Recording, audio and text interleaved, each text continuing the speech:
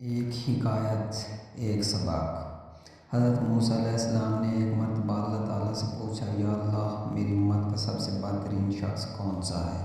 اللہ تعالیٰ نے ارشاد فرمایا کہ کل صبح جو شخص تمہیں سب سے پہلے نظر آئے وہ آپ کی امت کا بہترین انسان ہے۔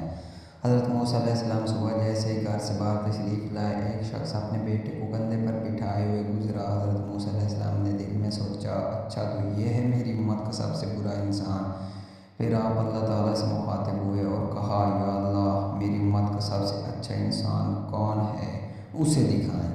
اللہ تعالیٰ نے فرمایا، شام کو جو شخص سب سے پہلے آپ سے ملے وہ آپ کی امت کا سب سے بہترین انسان ہے۔ حضرت موسیٰ علیہ السلام شام کو انتظار کرنے لگے کہ اچانک ان کی نظر صبح والے بہترین انسان پر پڑی۔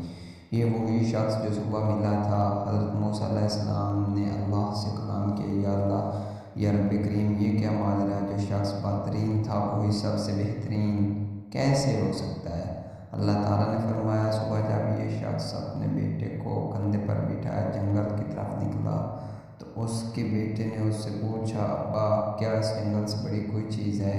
اس نے کہا، ہاں بیٹا، یہ پہاڑ جنگل سے بھی بڑے ہیں۔ بیٹا بولا، ابا ان پہاڑوں سے بھی بڑی کوئی شے ہے؟ وہ بولا، ہاں بیٹا، یہ آسمان پہاڑوں سے بھی بہت بڑا، بہت وسیع و عریض ہے۔ بیٹے نے کہا، ابا اس آسمان سے بھی بڑی بھی کوئی چیز ہے؟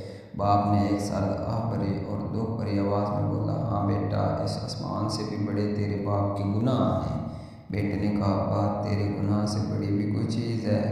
باپ کے چہرے پر ایک چمک سی آ گئی اور بولا، ہاں بیٹا، تیرے باپ کے گناہوں سے بہت بہت بڑی میرے رب کی رحمت اور اس کی مغفرت ہے۔ اللہ رب العزت نے فرمایا، اے موسیٰ، مجھے اس شخص کا اعتراف گناہ، اعتراف جرم اور ندامت اس قدر پسند آیا کہ میں نے اس بہترین شخص کو تیری امت کا بہترین انسان بنا دیا۔ میں نے اس کے تمام گناہ